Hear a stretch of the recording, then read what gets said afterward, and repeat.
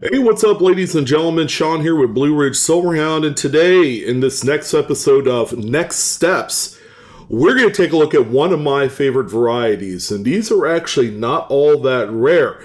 It used to be that these coins were distributed way back 19 years ago in the heartland of America. So, in Texas, Oklahoma, and Arkansas was the main concentration of the high and low leaf Wisconsin statehood quarters that were the release zone of these coins. And at the time, it's the only place where you could find them. And as a matter of fact, roll hunters in the area had a field day with finding these. But after almost 20 years in circulation, a lot of these coins have popped up all the way from the West Coast all the way across the country to the East Coast. And then there was even a few examples even found in Hawaii and Alaska. So kind of crazy how these things just travel so well. But what do you do when you find one of them? That's the question. All right. But at first, let's go ahead and take a look at these coins and specifically what you need to look out for.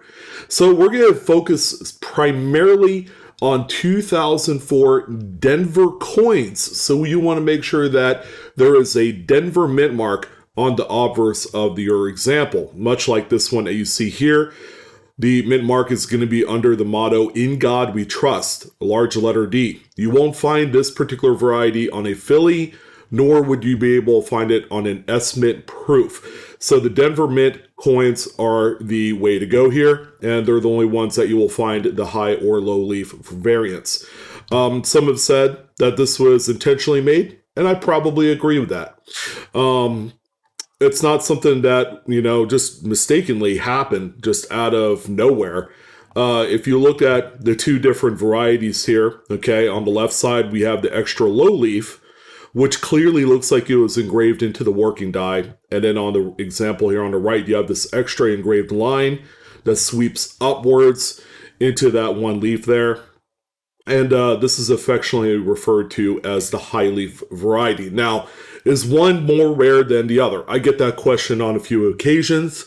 And the extra high leaf or the extra low leaf variety seems to be a little bit more common than the high leaf variety. But it doesn't matter if you find both coins or both examples, they're worth some money. So the question is, if you do find them, what do you do with it? Do you grade it? Do you sell it? That's a pretty big, question you have to ask yourself. And really, a lot of it depends on the actual condition of the coin. How does it look to you? Does it look like it was made yesterday? Like fresh, very lustrous, beautiful coin, one in which you would be proud to own, then that might be a pretty good candidate for grading through PCGS or NGC. Now, we're on PCGS's website because, bar none, this provides the best photos of both the high and low leaf variant. Now, on regular coins, you won't have either the low or high leaf. It will just be blank in that area. All right, so this is the high leaf right here. Here is the low leaf variant. Actually, it'll show the same thing here as far as the difference between the low and the high leaf. Okay, again, rarity-wise, the low leaf is a little bit more common than the other. Here's an actual Mint State 67 coin. If you have an example that'll grade out this high, I mean, that's tough to beat. No doubt about it, I would send a coin off if I knew it was a grade anything higher than a 66. Those tend to have more premium at those higher grade levels than, say, if it came back in a Mint State 64 or even 65, and I'll show you here momentarily why that's the case. Now, as far as coins that have come out of circulation, eBay is a place as kind of like the best resource to determine how much these coins go for over a wide spectrum. All right, so a lot of these have been sold over the course of the last 90 days. As a matter of fact, I put in Wisconsin Leaf in the coins and paper money section. I've come out with 150 completed sales of the coin on eBay. All right, so when we look at here, you're going to find a combination of graded and raw coins. Raw being that they're ungraded. You're going to see that even ungraded, not really knowing what the actual condition of the coin is unless you click into it and get a few close-ups. I mean, that one is pretty well circulated. All right, we all have to agree on that. It's not lustrous or mid-state anymore. It's got more of a gray kind of dull patina to it. All right, which indicates that it was probably circulated. Now, it seems to me that there's like two different coins here, because one coin appears to look a lot more circulated than the other. Now, this one here doesn't show any luster, but the first coin that has the star looks so much more circulated in this particular example. So, obviously, when you're selling these things, you want to make sure you have consistent photos as you're going to want to correctly and 100% correctly express what you have. Because if you don't, you might be in for a return. The coin appears to be AU and near mint state, $61 with 13 bids. So a lot of people do bid up on these because they're wildly popular. Here's a Wisconsin extra low leaf, NGC graded mid state 65. As you can see, $133.50.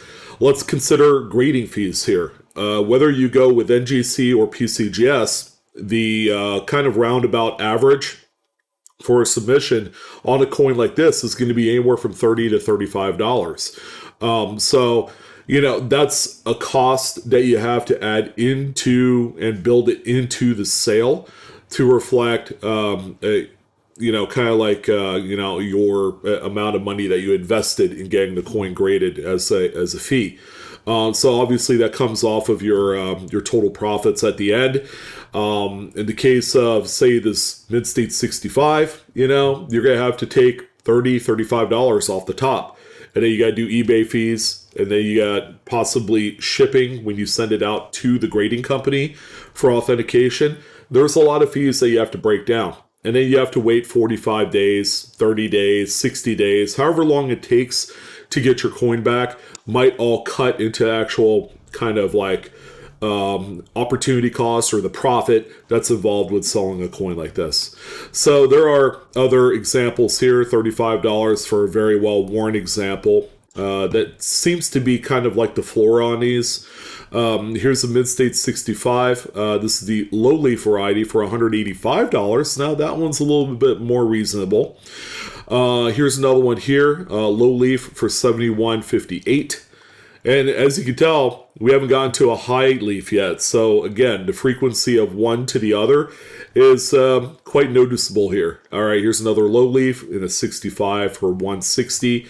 And then finally, we get to the first high leaf coin graded mid-state 64. The best offer was accepted, and I believe that was $150 when I checked on it earlier. So the prices are relatively similar, but for a grade point lower, they do command similar money to extra low leaf mid-state 65s. So that's kind of like a good old basic rule of thumb. People have sold mid-state examples of both varieties raw, all right? And then those typically command a pretty healthy market. Let's see if we can find one around here. All right, so we've seen a lot of 64 and 65s. So the population count will be extraordinarily high. This is not a leaf variety. I think they're seeing something there. People are selling them in sets of two, which with that particular case, the coins always seem to sell for a lot more money than if they were sold singularly, which is kind of a big deal because people do want to collect the set of these.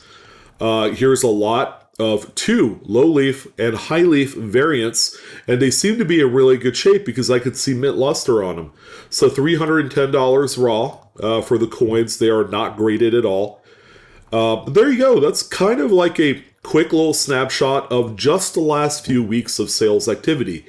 Obviously, if your coin's in pretty beat up shape, like it's been used quite extensively, no mint luster remaining, then you're going to have a coin that's going to be worth somewhere in that $40 to $60 range. You might even be able to squeeze a little bit more out of it. But if you have impressive, just amazing high-graded specimens, like here's a mid-state 67. Don't know how much it sold for, but we could certainly check. Let's go ahead and do that because now I'm curious. I use 130 point for the best offer type listings. So let's go ahead and do this real quick. And what I'll do is I'll copy and paste the listing title into here. This is usually used for sports cards, by the way. So $2,000 best offer of, wow, $1,800 was accepted on a mid-state 67. It's also worth noting that it also has a max sticker, which is similar to CAC, only they deal in more modern coins. So there you go. I mean, that's the one most impressive lot so far out of everything. But you can see that a lot of the coins, even graded, tend to sell for under $200. So make sure you take that into account. There are some, little one shots here where you have like a 3 coin set that grades out really high. Things like that. Those are the super high grade collector versions of those coins. So here's also Great Collections, which deals primarily in graded coins. So you're going to see that a lot of the examples, the 5 most recent ones, you got a lot of like $100 level coins here. And there's really nothing that sticks out. Like, hey, look at this! I sold for $1,000. We had a few of these 3 coin sets that sold recently, June of last year, as a matter of fact. But you can see that the further back you go, the less they're worth, and then you get into like about uncirculated condition. They're not worth grading at all. So at this point, to kind of recap things, to let you guys know what the heck do you do with these things. If you have it raw and it's ungraded and it's a little bit circulated, go ahead and sell it on eBay. List it for a 5 or 7 day listing. Allow bids to start in. I would say start it at 99 cents. Make sure you have all the relevant keywords in there. If you have a coin that you feel like is a grade higher than 66, send it off to the graders. And keep in mind the time frame, the cost that's associated with it, and then rake in your cash. But, this is a coin that's going to be easy to sell, whether it's raw or graded. So if you find this, I wish you guys the best of luck if you're going to sell it, because it should be relatively easy money. And again, these are not rare at all. People are still finding it to this day. But that's going to go ahead and do it. That's another edition of What's Next. Hopefully you guys got a little takeaway in what you should do if you find one of these big errors or varieties. And let me know if you guys have questions, or go ahead and comment below in the comment section of the video. But that's going to go ahead and do it. I'm out, guys. I'll see you guys on the next What's Next video. All right. So long and happy hunting.